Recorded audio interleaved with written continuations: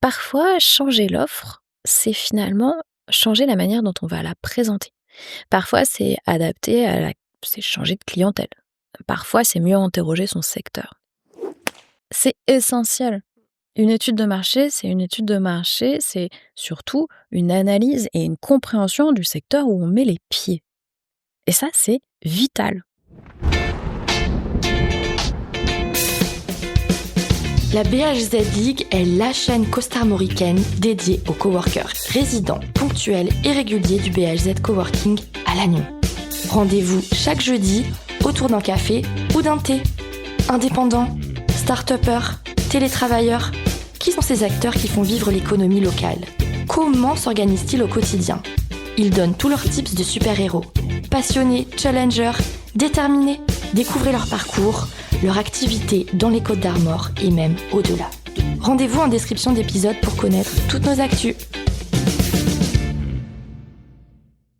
Bonjour à toutes et à tous, on se retrouve de nouveau aujourd'hui avec Lucie, qu'on est ravie d'accueillir. Bonjour Lucie. Bonjour Rosanne. Alors aujourd'hui, on est avec Lucie pour parler de stratégie commerciale. Donc la semaine dernière, vous avez pu découvrir son profil et son parcours. Notre discussion du jour va tourner autour de la construction des fondations solides pour son entreprise. Le fait de se pencher sur la stratégie commerciale avant tout, avant même la communication finalement. Pour celles et ceux qui, Lucie, n'auraient pas écouté l'épisode précédent, avant de foncer l'écouter, est-ce que tu peux, s'il te plaît, te représenter en quelques minutes? Alors, je suis Lucie Piriou. Mon nom d'entreprise est Moeti et je suis l'associée business ponctuel des petites boîtes, pour résumer. Donc, j'interviens surtout sur le côté stratégie marketing. Donc, on parle effectivement un peu de commercial, de la communication, etc., mais surtout de marketing et de développement des ventes. Pourquoi Moeti, d'ailleurs? Je pense que c'est une histoire Je pense que c'est une histoire qu'on peut garder pour une prochaine fois. C'est Oui, et elle n'est pas vraiment de rapport. C'est quelque chose d'assez perso, en fait, et qui, on pourra en parler, est plutôt lié à une construction d'entreprise en duo à l'époque, avec un objectif totalement différent. D'accord. Mais j'ai eu envie de garder cette historique et cette histoire, qui fait partie de la vie des entrepreneurs et des indépendants. C'est-à-dire que parfois, on pivote un peu. Et tu es bien placée en plus pour le savoir, puisque toi-même tu accompagnes les entrepreneurs, j'imagine parfois aussi à pivoter en revoyant leur offre. Et bien souvent, il n'y a pas tant que ça besoin. Moi, ma cible est plutôt les micro-entreprises, les indépendants, et aussi un petit peu, enfin pas mal d'associations, et des petites boîtes. Voilà. Et du coup, on est souvent sur de la compétence métier qui finalement n'a pas tellement vocation à être changée. C'est-à-dire que ce que t'es, finalement, ton métier en tant qu'indépendant ou ton métier en tant que petite entreprise, il n'y a pas besoin de pivoter. Par contre, ce qu'on interroge souvent, c'est la stratégie marketing et c'est souvent la définition de l'offre. Ah oui, d'accord. Donc changement d'offre pour toi, c'est pas un pivot. C'est souvent de l'ajustement. C'est-à-dire qu'un pivot, c'est quand même fondamental. Parfois, changer l'offre, c'est finalement changer la manière dont on va la présenter. Parfois, c'est c'est changer de clientèle. Parfois, c'est mieux interroger son secteur. Souvent, justement, c'est pas du vrai pivot. Dans le sens, allez, on va tout changer, on redécore du sol au plafond. Non, souvent les fondations sont pas très loin. Toi, tu dois observer que de nombreux entrepreneurs se précipitent sur la com avant de vraiment structurer leur approche commerciale. Pourquoi, à ton avis, ce phénomène il est si courant? Bah, un téléphone, tu l'as avec toi, tu l'as tout le temps, tu l'as dans ta main. Donc le premier réflexe, c'est de se dire, mais en fait, tout le monde est sur les réseaux sociaux. C'est au-delà de la com, c'est les réseaux sociaux aujourd'hui. Toi, t'en sais quelque chose. Ouais, bien sûr. Le réflexe, c'est vraiment de se dire, je vais communiquer puisque j'ai besoin d'être visible. Et le smartphone, il tient dans la main. Mmh. Tu as ça et puis tu as un autre facteur aussi, c'est que, toi tu connais aussi, tu vas trouver, je sais pas combien de formations sur, vendre sur Instagram. Mmh. Du coup, le raccourci est facile, il est logique et aujourd'hui, le premier truc, c'est de créer un compte sur un réseau social, qu'il soit un réseau social professionnel ou grand public et souvent, on fait effectivement les choses à l'envers et c'est très difficile en tant qu'ancienne pro de la communication, en tout cas comme activité principale, parce que j'en fais toujours, mais c'est difficile aussi, toi tu sais ça aussi, d'arriver avec un brief qui est pas clair et Mmh. de devoir communiquer sur un produit qui est pas clair. C'est-à-dire que tu sais pas exactement ce que vend la personne, comment, à qui et tu Mmh. dois communiquer là-dessus. Bah, c'est chaud quoi, même quand on a de l'expérience. Je te rejoins complètement. Pour avoir travaillé justement dans une entreprise, où il fallait aimer les communications et et stratégie commerciale, en s'adaptant évidemment à la ligne éditoriale qui avait été créée, mais il y avait un gap en fait entre la ligne édito et le fait de communiquer après derrière, il fallait mêler en fait la vision des développeurs et la vision des commerciaux, pour communiquer, donc c'était un challenge. Hem, Quelles sont les conséquences concrètes pour une entreprise qui investit en communication sans avoir défini sa stratégie marketing et commerciale en amont? Bon, évidemment, quand on se lance, on a à minima une offre parce que, on communique pas sur du vide. Mais, selon toi, quelles sont les conséquences en fait d'une stratégie commerciale qui est mal définie, mal réfléchie? Est-ce que tu achètes un produit que tu pas compris toi? Bah, c'est aussi simple que ça, hein. Mmh mh. Il y a pas besoin d'aller dans des grands jargons marketing pour comprendre qu'en général, si tu n'arrives pas à convaincre parce que tu n'expliques pas clairement les choses, tu ne peux pas vendre. Et en tant que client, moi, j'ai pas envie de sortir mon portefeuille si je suis pas convaincue par quelque chose. Que ça soit un produit, un service, que ça soit un indépendant qui va me fournir une prestation ou un produit ou une grosse boîte. Mmh. C'est exactement le même mécanisme. Donc, la conséquence, elle est assez simple. C'est que moi, je vois des gens qui arrivent après 2, 3 ans d'activité. En général, c'est souvent 3 ans. Et qui sont essorés comme des petites salades, qui bossent 6 jours, 7 jours par semaine pour un chiffre d'affaires, qui est ce qu'il est, Mmh. qui n'évolue plus, où ils sentent que la clientèle, ils sont plus en phase ou en tout cas ça leur rapporte plus ou voilà et en fait la tête dans le guidon, bah, on continue à communiquer parce que si on arrête son seul canal d'acquisition, eh ben, on est assez mal très vite, quoi. Est-ce qu'il y a un canal d'acquisition, toi, que tu préconises plus qu'un autre aujourd'hui? Je n'en préconise jamais un plus qu'un autre, Mmh. Ça parce dépend. que ça dépend de l'activité. Et la réponse que tout pro te fera dans n'importe quel secteur, c'est «ça dépend», parce que la réponse, elle est forcément personnalisée. Mmh. Mais je pense qu'un bon mix, on va dire, c'est souvent un canal d'acquisition qui va être plus passif, donc quelque chose que tu mets en place, où tu mets beaucoup d'efforts, mais après, bah, ça roule et un canal d'acquisition qui va être plus actif, donc plus lié effectivement à la visibilité, à la communication, parfois au digital, mais pas que. C'est-à-dire que la com, c'est pas la com, il y a une partie du digital, il y a une partie en offline et dans le digital, il y a une partie réseaux sociaux, mais c'est pas uniquement, ce que fait toute la communication non plus. Non, bien sûr. Bah, on organise un vide dressing, on a organisé un vide dressing le mois dernier, en avril. Et effectivement, quand on communique sur ce type d'événement qu'on organise au BHZ Coworking, il y a les réseaux sociaux. Hem, et c'est comme ça d'ailleurs qu'on trouve, les 3/4 des exposantes. On a 10 exposantes au total, mais on capitalise aussi sur la presse, sur, des affiches aussi autour de la ville. Donc on se rend compte qu'il y a plusieurs canaux de communication effectivement à utiliser. Est-ce que tu as une cible particulière avec qui tu travailles? Donc tu nous dis indépendant, TPE Indépendant, TPE, asso, et asso. et micro en évolution, enfin voilà, de manière générale. Mmh. Hem, En tant que salarié, j'avais d'autres profils d'entreprise. On reste quand même dans la TPE en général ou la start-up, mais l'angle en général, c'est quand même des gens qui sont proches de métiers assez artisanaux, en fait, voilà. J'aime bien ce genre de choses et j'aime bien ce genre d'approche concrète, mais je fais aussi pas mal de services. Enfin, voilà, j'ai pas hem, de restrictions particulières, mais je ne prends que les domaines ou les secteurs où ça me parle.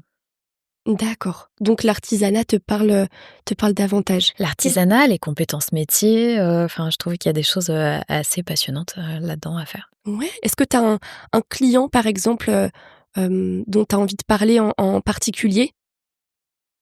Hem, Sans peut-être citer la marque, mais ou le nom, mais peut-être, simplement le secteur d'activité et qui t'a beaucoup marqué et comment est-ce que tu as pu revoir sa stratégie commerciale? hem, il y a quelque chose qui lie 2 centres d'intérêt pour moi, chez une cliente en particulier qui est finalement un organisme de formation, où il y a une formation en particulier sur la reconversion professionnelle et moi je suis fille de prof. Fille et nièce de prof, donc il y a un truc. Hem et donc j'interviens sur 2 choses pour elle et je suis assez honorée d'avoir cette confiance d'ailleurs. C'est-à-dire qu'effectivement, on bosse en marketing ensemble, c'est-à-dire pour développer, la marque qui a besoin, dans les sessions de formation, d'avoir du monde qui rentre et cetera et puis de parler, de communiquer aussi, mais aussi de revoir, parfois le produit parce qu'être organisme de formation, c'est avoir un produit qui doit être commercialement viable et aussi des usages qui sont faciles et qui doivent être simples. Mmh. Donc il y a cette partie et je suis aussi intervenante à l'intérieur de cette formation pour les personnes en reconversion qui vont forcément être indépendantes. Donc avec elles, on parle entreprise, on parle marketing, on parle études de marché, on parle business plan, Mmh. on parle pitch, et c'est hyper intéressant d'avoir des gens qui sont en reconversion et qui parfois vont avoir leur première expérience de création d'entreprise. Donc on débloque beaucoup de choses qui sont des choses marketing, mais aussi des choses, sur le plan personnel, des freins, des blocages, des a priori Mmh. et ça, c'est une aventure passionnante et c'est une double aventure. Est-ce qu'on peut avoir le nom de l'organisme de formation? On pourra le mettre, si tu veux, en légende du Avec podcast. plaisir, c'est un domaine, dans lequel je suis beaucoup par mon activité et autour des entrepreneurs, que je suis. C'est la filière équestre et ça s'appelle Ergonomie équestre. OK, super. Merci beaucoup, Lucie. Est-ce que tu peux nous rappeler les étapes essentielles d'une stratégie marketing et commerciale, justement qui est en fait, indispensable avant de communiquer? L'étude de marché. Mmh. Je sais que c'est rébarbatif et que parfois ça peut faire peur. On se dit: «Oh mon Dieu, il y a quelqu'un avec un costume cravate qui va arriver avec sa petite mallette et il va falloir faire quoi?» Et en plus, il va falloir mettre des chiffres dedans. Mon Dieu, quelle horreur. C'est essentiel. Mmh. Une étude de marché, c'est une étude de marché, c'est surtout une analyse et une compréhension du secteur où on met les pieds. Et ça, c'est vital Mmh. parce que on ne peut pas exister en tant qu'entreprise tout seul. On existe forcément sur un marché. Et le marché, il répond à la loi de la jungle, c'est-à-dire la loi de l'offre et la loi de la demande. Point. Il n'a pas de il a pas de jugement, sur nous personnellement. Il demande des faits. Il demande de l'analyse, de savoir comment et pourquoi on fait les choses. Et l'étude de marché, c'est pas un questionnaire qu'on a balancé à sa famille et à ses copains, parce que c'est pas notre clientèle. Donc voilà, l'étude de marché, elle interroge le marché, le secteur, le contexte, l'environnement, tu vois, toutes les situations autour de nous qui sont très éloignées, la façon de consommer, que sais-je. Hem, les tendances positives ou négatives, sur, j'en sais rien, l'épargne, sur les dépenses, et cetera. Donc on va de très, très loin, de comprendre comment les gens achètent, agissent et puis après on s'interroge plus précisément sur ce qu'on va offrir. Donc on va interroger, sa clientèle, le produit qu'on veut créer, voilà. Donc c'est à la fois l'importance de l'analyse, l'importance d'avoir des données qui sont fiables, qu'elles soient des chiffres ou des orientations ou des entretiens avec des pros ou enfin voilà et des questionnaires effectivement, pour aller, prospecter et puis voilà. Donc c'est passionnant une étude de marché en vrai. Dans ton regard, enfin grâce à toi, oui, c'est sûr que, en tout cas, on a l'impression de tu nous rends, comment dire? digestible de marché. Et est-ce que justement cette étude de marché, selon toi, on devrait par exemple la refaire tous les ans ou tous les 2 ans ou tous les 6 mois?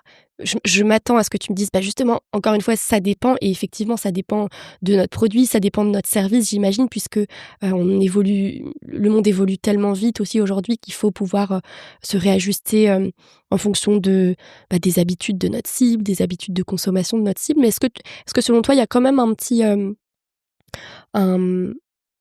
ouais, une bonne routine, disons, à avoir, Alors, je peux te répondre, ça dépend, mais ça va plus dépendre pour moi de la typologie d'entreprise. C'est-à-dire que pour une grosse boîte, quand tu sors une gamme de produits avec quelque chose de récurrent, forcément, tu vas faire de l'étude de marché à l'appel et ça, tu internalises et voilà, tu as ta routine. Donc ça, c'est un petit peu différent. Quand tu es indé, je pense que c'est compliqué de faire une étude de marché tous les 6 mois parce que ça, pour moi, ça n'a pas d'intérêt pour le coup. Parce qu'on n'a pas le temps. Il faut travailler quand même, il faut voilà, être en lien avec sa clientèle. Par contre, une fois que tu en as vraiment fait une, c'est-à-dire que tu as compris un petit peu les mécanismes, tu as l'habitude, finalement, tu prends l'habitude de prendre les informations et de les analyser en off. C'est intéressant pour moi de refaire une étude de marché un petit peu, de se poser en tout cas, pour, mettre ça à jour tous les 2-3 ans. et toi, comment est-ce que tu vis l'approche du client qui vient te voir pour un besoin en communication et après analyse, toi, justement, en réalité, tu te rends compte qu'il y a un problème qui est plus profond de positionnement ou bien de business model? Bah, Tu lui dis direct: ouais. «Allez».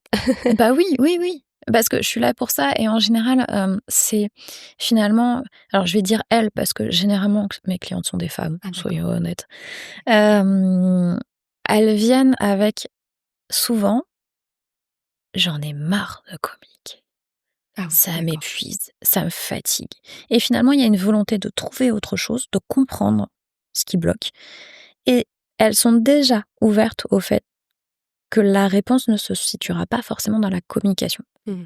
C'est-à-dire que oui, on va revoir la communication, mais en finalité, c'est-à-dire qu'on revient au problème de base qui est parfois et qui est souvent soit le marché, soit l'offre. Et en général, c'est bien pris, de la part justement de ces clientes. Elles se disent pas, que leur offre n'a rien mmh, enfin, il y a rien à être changé, disons, dans leur offre, qu'elle est déjà bien déterminée, qu'elles ont bien ciblé, qui elles doivent, cibler pour le coup et que c'est pas un problème de communication, c'est un problème plus profond. C'est bien pris en général? Celles qui ne le prennent pas bien ne sont pas mes clientes.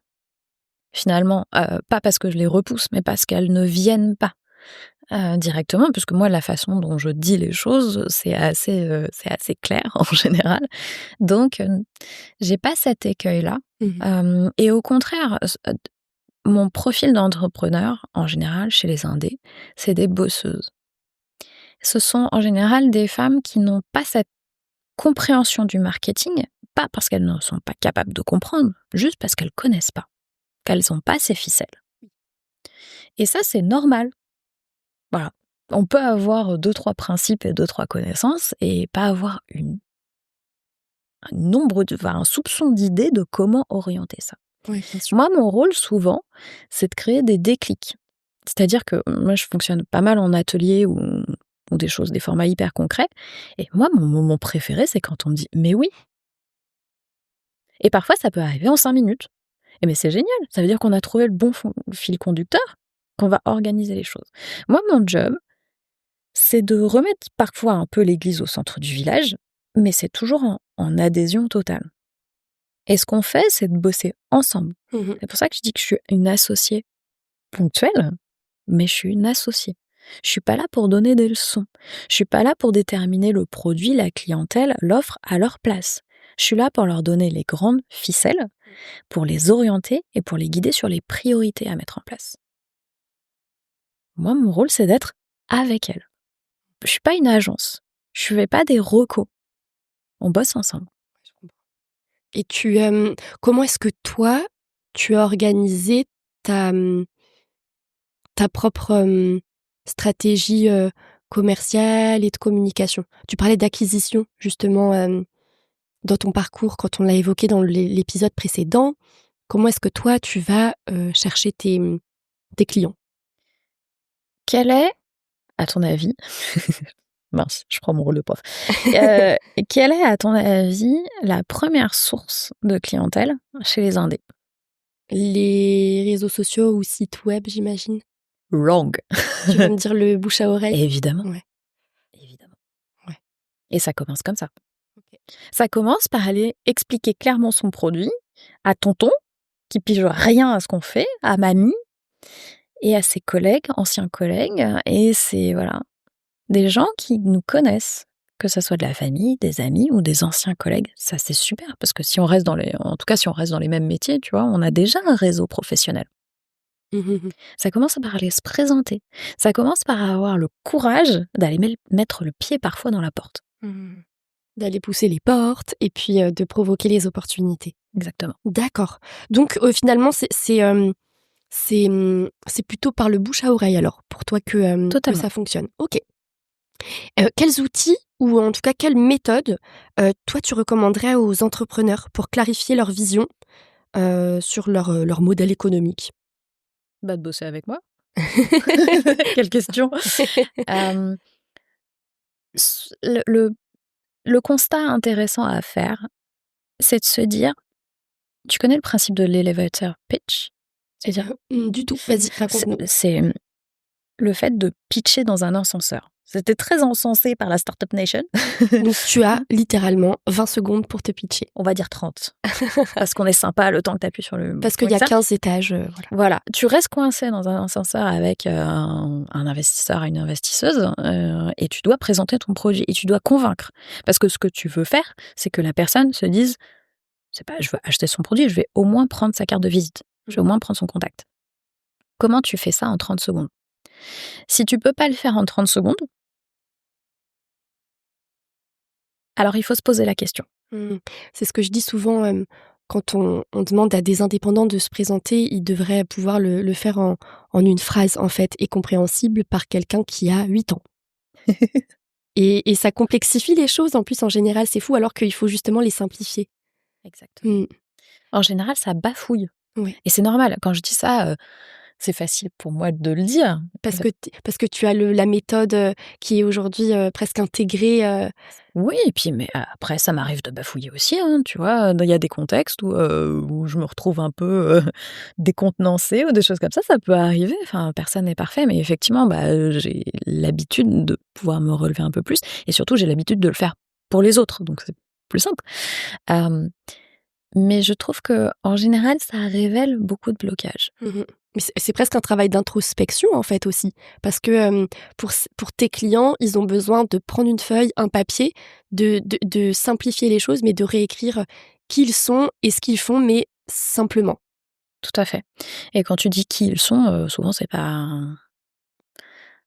sur ça qu'on travaille. Ah, alors moi, tu vois, je viendrais un peu nuancer parce que, je pense que alors pour les prestataires de services, surtout, quand on achète un service, on achète une personne et donc tu vois, le fait d'à minima, écrire qui on est et mettre en avant sa singularité ou son unicité, pour moi, c'est hyper important. Alors ça l'est, Ouais. mais la première intention, quand tu te présentes en tant que pro, c'est de vendre et du coup, c'est qu'est-ce que tu apportes à la personne en face?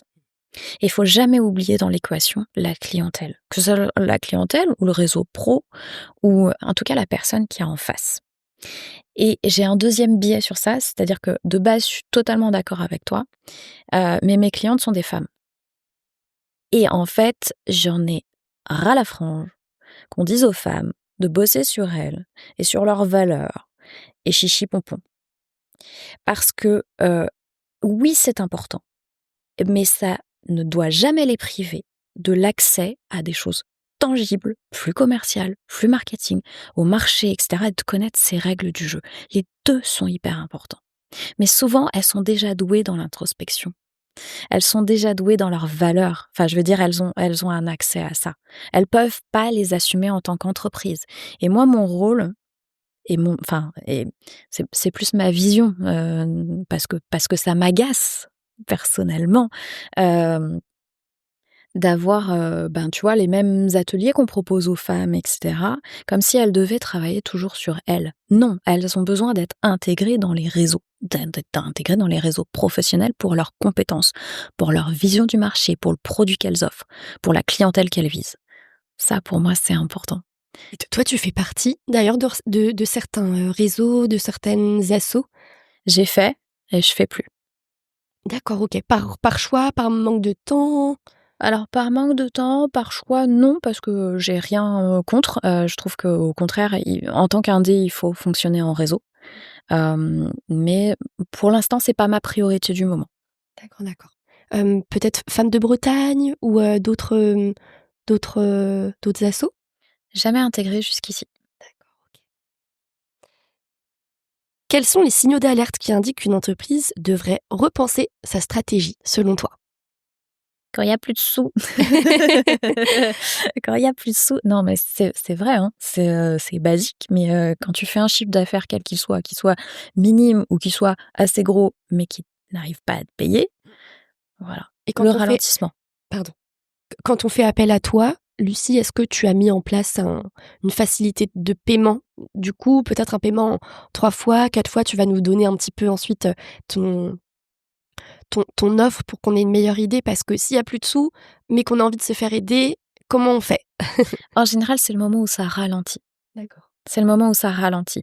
Ou, le deuxième truc important aussi, c'est j'ai envie de switcher de clientèle. La clientèle me convient plus. Pour une raison X ou Y. C'est-à-dire que soit ma clientèle, elle me rapporte pas, mais finalement j'ai pas voilà, c'est compliqué. Soit, je suis fatiguée de cette clientèle.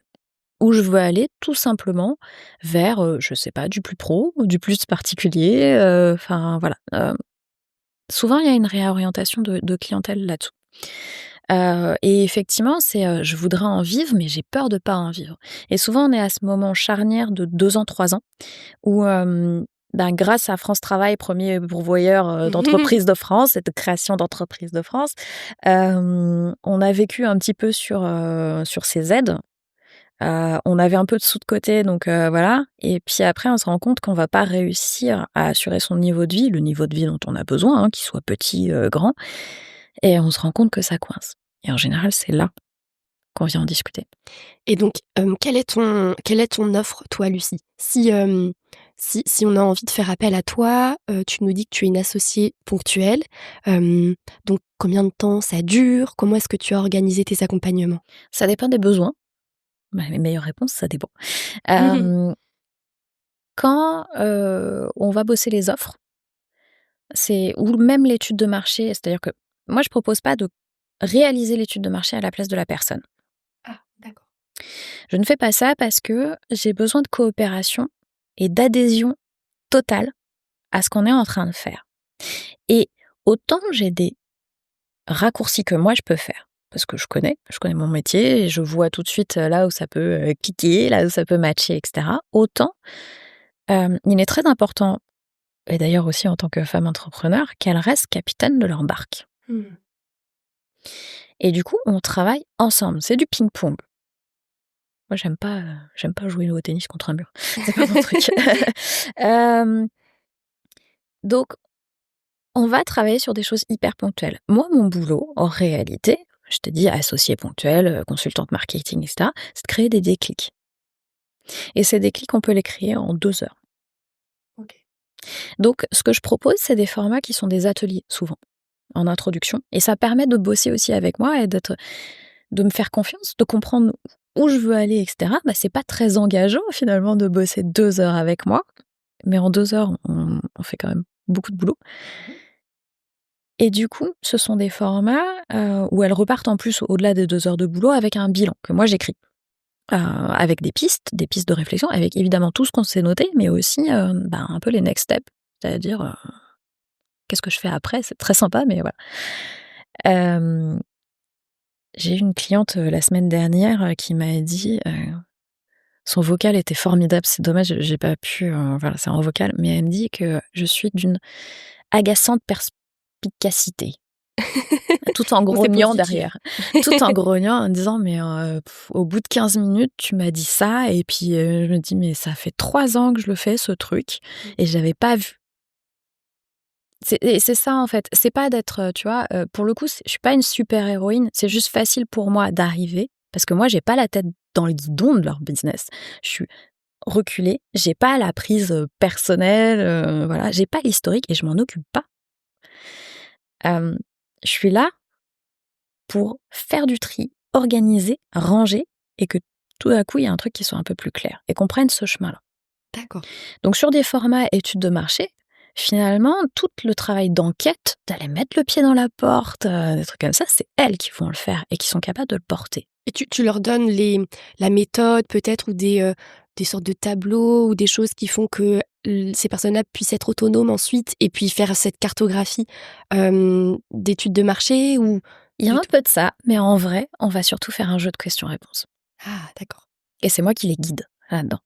Et en fait, en répondant, en se prenant ce temps de 2 heures pour ton propre business, souvent on s'accorde plus de temps et de réflexion que en tournant en rond autour de sa feuille de papier, et puis en étant sollicité, et puis, finalement, tu tournes à vide et c'est pareil pour tout le monde. Mmh. C'est pareil pour moi aussi, de temps en temps, j'ai besoin de sortir, de discuter avec des gens pour réadapter, pour réajuster.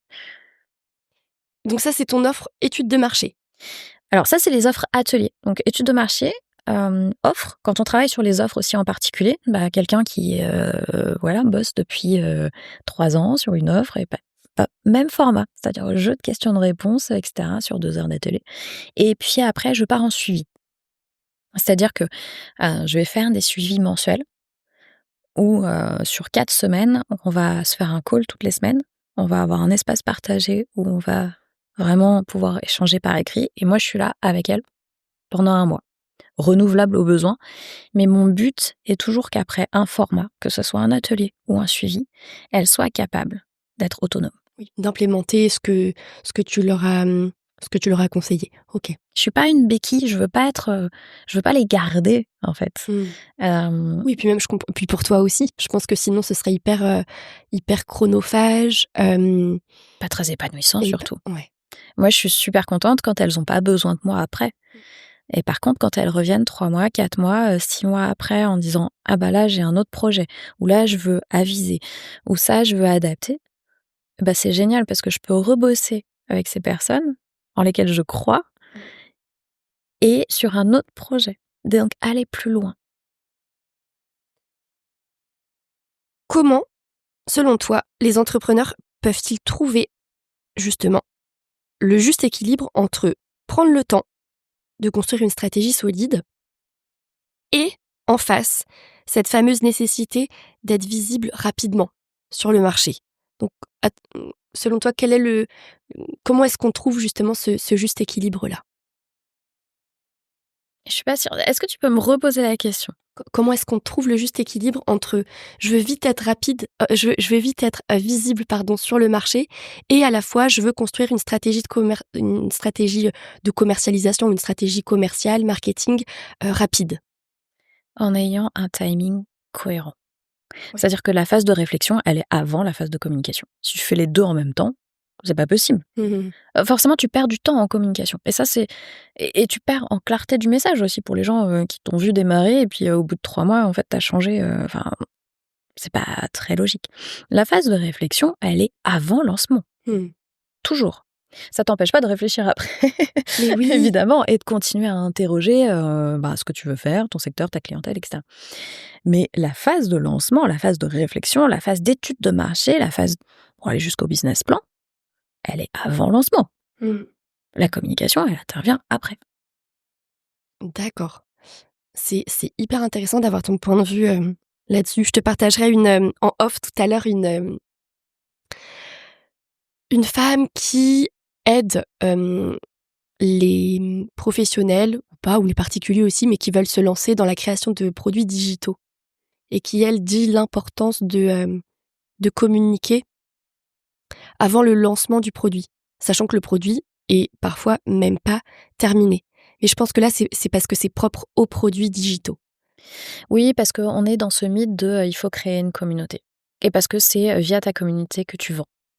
Et c'est pas forcément, alors ça arrive, hein, oui, sur les produits digitaux, on se dirait c'est un peu logique et cetera, mais c'est la communauté, n'est pas forcément ta cible unique et si elle l'est, moi, c'est un truc qui me dérange. J'avais fait un réel sur ça d'ailleurs,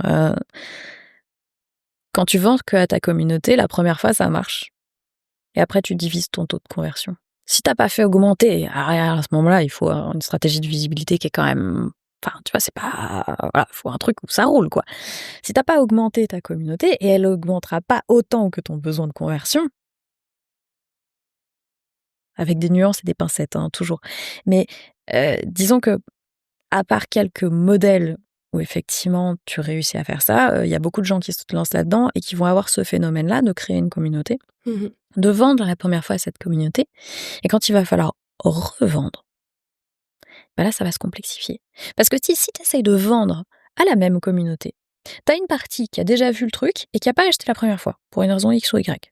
Peut-être que toute petite partie de cette communauté aura justement les fonds et la conviction pour acheter cette fois-ci, mais ça sera une toute petite partie. Et sur le reste, bah, elle a déjà acheté. Qu'est-ce que tu vas lui revendre? Mmh. Donc soit tu crées une relation de dépendance, et moi, à titre personnel, je trouve ça assez moche. C'est pas très sain. Hem, Soit tu passes ton temps à vendre la même chose à une audience que tu fais croître et cetera et moi, c'est des entrepreneurs que parfois je récupère Mmh. en disant: «J'en ai marre». Et tu vois, on parlait de «qu'est-ce que j'offre moi?» Moi, je veux que les gens soient autonomes pour qu'on puisse aller plus loin la prochaine fois. Ça m'intéresse pas du tout en tant que pro de répéter les bases, de base, tout le temps. C'est un déclic, c'est un début, c'est une première marche et après on continue et on personnalise.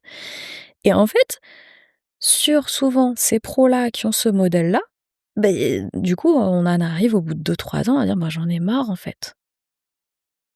Du coup, voilà, c'est vertueux pour personne. Mmh. Et faire dire des communautés et cetera, sur des produits digitaux et tout, je pense que c'est super intéressant sur plein de choses. Je pense aussi que là aussi, ça mérite de faire une vraie étude de marché parce que c'est légion, parce qu'il y a une offre pléthorique et que l'offre automatisée finalement, de ce genre de produits digitaux, elle est forcément sur les bases. Mmh. Parce que dès que tu es pro, quel que soit ton secteur ou ton domaine, quand tu veux aller plus loin, parce que tu as plus d'expérience, parce que voilà, tu vas forcément dans quelque chose, tu vas t'adapter. Et on revient à quelle est la réponse? Ça dépend. Et quand tu es pro, tu es capable de dire ça dépend, mais voilà comment nous, on va y aller. Et sur des produits digitaux, il y a un moment où non. Alors tu peux construire une gamme, tu peux construire plein de choses, etc. Il y a des gens qui réussissent très bien. Mais mais il y a eu une offre pléthorique là-dessus aussi sur la construction de produits digitaux et ça ne répond pas forcément, à un besoin de marché. OK, hyper intéressant. Quel conseil tu donnerais à nos auditeurs et auditrices, qui sont entrepreneurs et qui, justement se reconnaissent un petit peu dans, dans ce travers de communiquer alors que, leur stratégie commerciale est pas du tout travaillée? Quel conseil tu peux leur donner? Bah, De prendre rendez-vous avec toi, ouais, déjà. non, Et puis au-delà de ça. tu vois, c'est un peu le moment où tu commences à faire un soleil, quoi. Tu fais le cube photo et tu sais que tu vas te planter. Et du coup, c'est hyper compliqué. C'est facile de leur dire, «Faites pause». Genre appuyez sur pause et puis, réfléchissez à votre stratégie. OK, mais en vrai, quand tu es dans un modèle comme ça, si tu arrêtes de communiquer, il se passe plus rien. Donc moi, je peux pas leur dire ça serait pas honnête. Voilà. Heu, mais il faut travailler en parallèle. Faut réussir à le plus important, c'est de réussir à se dégager du temps et s'accorder ce temps. Et ça, là par contre, c'est pas là je vais sortir de mes chiffres, de mes données et cetera. C'est plus personnel. C'est pas facile d'arriver à ce moment où tu te dis: «Mince, il va falloir que je m'accorde du temps. Il va falloir que je fasse une pause» et elle est pas globale, elle est pas c'est pas j'arrête mon activité, mais il va falloir que je prenne ce recul et c'est prendre du temps pour soi et on sait que ça va gratter. Mmh. En général, tu sais que quand tu fais une pause et que tu remets les choses à plat, ça va pas être confortable. Donc voilà, c'est d'affronter ça en fait, se dire ouais, et surtout le plus important c'est d'en parler, de demander de l'aide. Mmh. Alors oui, évidemment, moi je me pose en tant que pro et cetera, mais je trouve qu'il est tout aussi important de pouvoir, tu vois, travailler en réseau et de pouvoir avoir des gens, auxquels tu peux dire de façon honnête: «Punaise, ça va pas en ce moment», et Mmh. partager ça en tant qu'entrepreneur. Voilà, c'est pas pour casser du sucre ou se plaindre ou voilà.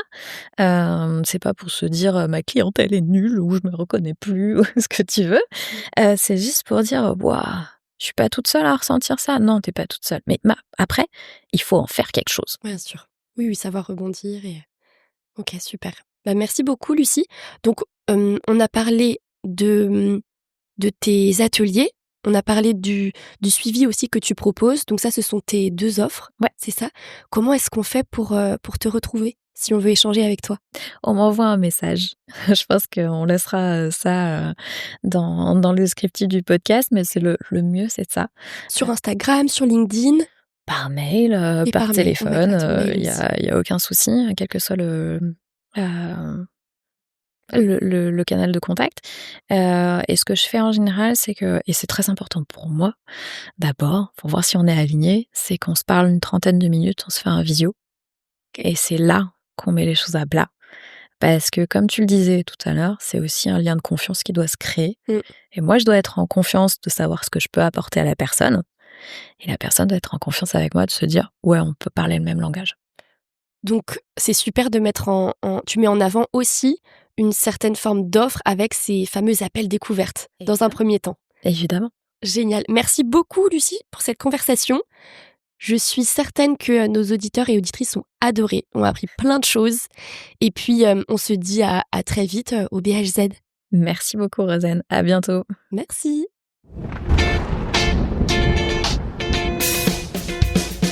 Merci d'avoir écouté ce dernier épisode. L'équipe du BHZ Coworking espère que vous avez découvert le profil inspirant d'une entreprise locale. Laissez un avis sur la plateforme d'écoute de votre choix si le cœur vous en dit. Et on se retrouve jeudi prochain, jour de marché à Lannion, pour le prochain épisode. On a super hâte. En attendant, retrouvez-nous au quotidien sur Instagram et Facebook. Et pour vous simplifier la vie, tous les liens sont en description.